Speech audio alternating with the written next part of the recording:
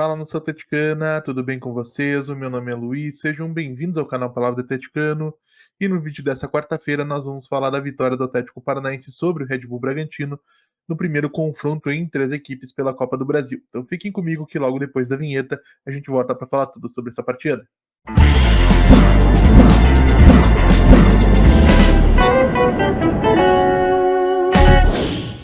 Então vamos lá para falar de Atlético Paranaense 2, Red Bull Bragantino 0, partida que teve início às 19 horas desta quarta-feira, dia 31 de julho de 2024, na Liga Arena, em Curitiba, e válida pelas oitavas de final da Copa do Brasil. E em primeiro lugar, pessoal, eu acredito que seja importante a gente reconhecer logo de cara que em nenhum momento o Atlético Paranaense foi tecnicamente brilhante no jogo de hoje. Pelo contrário, em termos de domínio, de iniciativa, me parece bastante notório que na maior parte do tempo quem teve essa posse de bola, quem tentou atacar e construir na maior parte dos momentos foi o Red Bull Bragantino. E não tem problema a gente reconhecer isso, porque por outro lado a gente precisa compreender também que o Atlético Paranaense tem o treinador uruguaio Martin Varini somente desde o dia 9 de julho, então são 22 dias exatos nessa quarta-feira, dia 31, na comparação com o Red Bull Bragantino, que tem o Pedro Caixinha à frente da sua equipe desde dezembro de 2022. Então vai para a segunda temporada, não, está na metade da sua segunda temporada no comando da equipe de Bragança Paulista. E por esse motivo, era esperado que o Red Bull Bragantino coletivamente se apresentasse melhor que o Atlético nessa quarta-feira, mesmo com a partida sendo na Liga Arena. E é isso que eu venho afirmando nos vídeos aqui no canal Palavra do Atleticano. Nesse período de desenvolvimento do novo modelo de jogo, mais importante do que você ser tecnicamente brilhante, dominar, agredir, é você ser capaz de competir e se manter vivo nas competições para que daqui um mês, 2 meses, 3 meses, quando o Atlético for uma equipe coletivamente mais sólida, essa equipe coletivamente mais sólida esteja viva nessas competições para brigar por esses títulos tanto da Copa do Brasil, onde o Atlético tem uma chance, quanto na Copa Sul-Americana, onde a chance me parece até ainda maior. E em boas mãos, gente, esse elenco tem talento. O Martin Varini mesmo conseguiu explorar melhor o Lucas Esquivel, conseguiu recuperar o bom futebol do Eric. Fernandinho dispensa comentários, Christian tem se apresentado de boa forma em alguns momentos. O Bruno Zapelli tem ganhado confiança. Os pontas estão trabalhando melhor, por mais que não sejam grandes goleadores, trabalham bem pelo coletivo da equipe. E a gente tem, por exemplo, no Gonzalo Mastriani, um jogador extremamente oportunista, muito capaz de encontrar espaços para finalizar. Então, se você somar tempo de trabalho com o talento que esse elenco tem, daqui a pouco, com um pouco de sorte, com muito trabalho, o Atlético pode ter sim uma grande equipe. E isso é fundamental. E a grande questão, ou que a gente pode destacar de positivo em termos coletivos, é que mais uma vez na partida de hoje a gente viu alguns elementos do trabalho do Martin Varini aparecendo, especialmente no primeiro tempo. Por exemplo, a jogada combinada entre o Eric, que intercepta um lançamento vindo do Cleiton, com o Coelho, no lance que termina com a marcação do primeiro gol do Atlético Paranaense pelo Bruno Zapelli, é uma jogada que, sob o comando dos treinadores que passaram por aqui anteriormente em 2024, e você pode gostar ou não de Juan Carlos Osório ou de Cuca, mas não vinha acontecendo.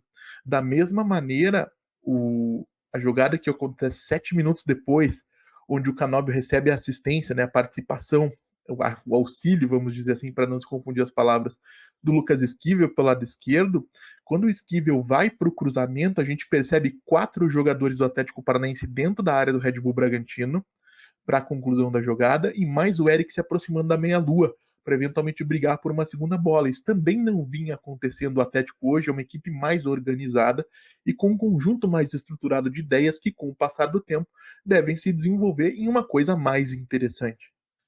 E individualmente, gente,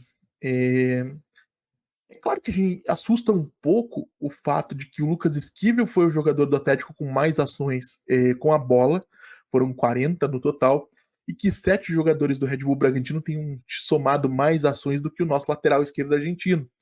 Agora, isso não significa que tudo tenha sido um desastre. O Bruno Zapelli, por exemplo, que eu mencionei, que vem ganhando confiança e vem atuando tanto num modelo de jogo que é mais favorável para ele, quanto numa posição que é mais familiar, eh, tem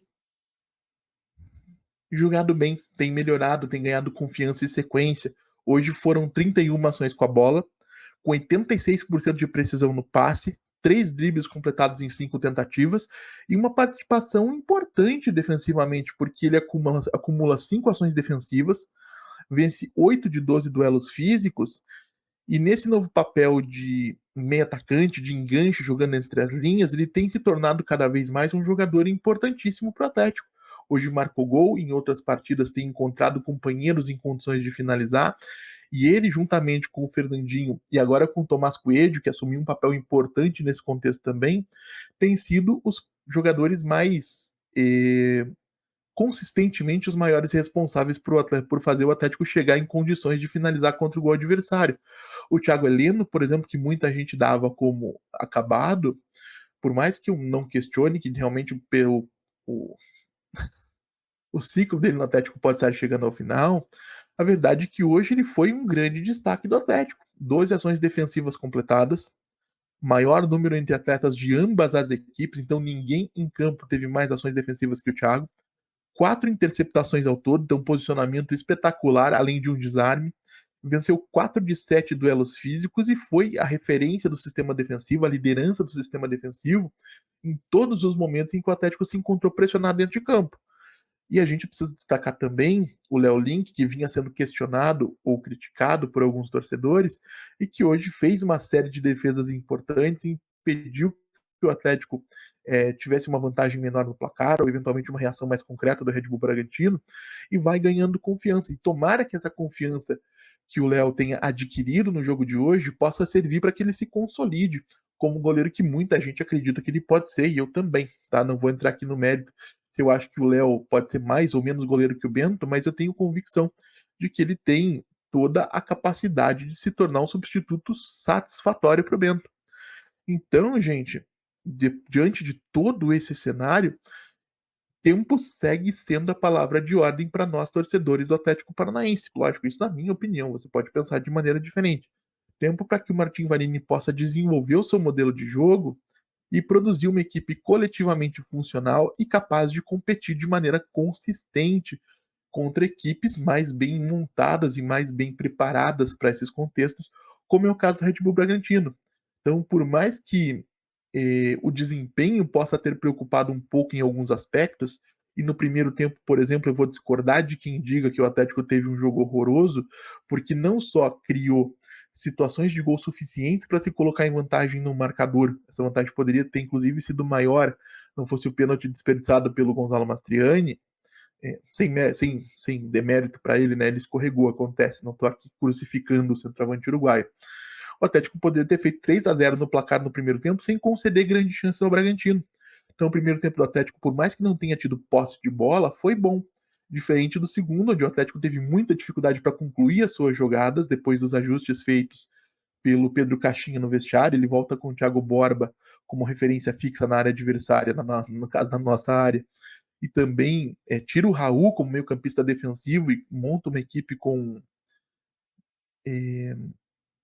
Lucas Evangelista, Lincoln e John John. Então, meio campo bastante criativo e o Atlético acaba no segundo tempo não conseguindo jogar. Mas o primeiro tempo, por mais que o Red Bull Bragantino tenha dominado, o Atlético desempenhou bem esse papel de time prostrado na defesa e de time que vai fazer as jogadas em transição. Então tem sim coisas boas acontecendo e a tendência é que com o passar do tempo, com confiança, com tranquilidade, elas aumentem em número e aconteçam de maneira mais frequente. Mas quero saber também a opinião de vocês, claro. Deixem aí nos comentários quem foi bem no jogo de hoje, quem foi mal no jogo de hoje, gostaram ou não gostaram do desempenho do Atlético Paranaense. Como eu sempre digo aqui, eu leio todos e respondo todos os comentários. E se você está chegando agora, eu vou pedir que você deixe seu like, se inscreva no canal, compartilhe conteúdo em redes sociais. A gente volta a falar do Atlético Paranaense amanhã, aqui no canal Palavra do Atleticano. Muito obrigado mais uma vez pela atenção de todos e até a próxima.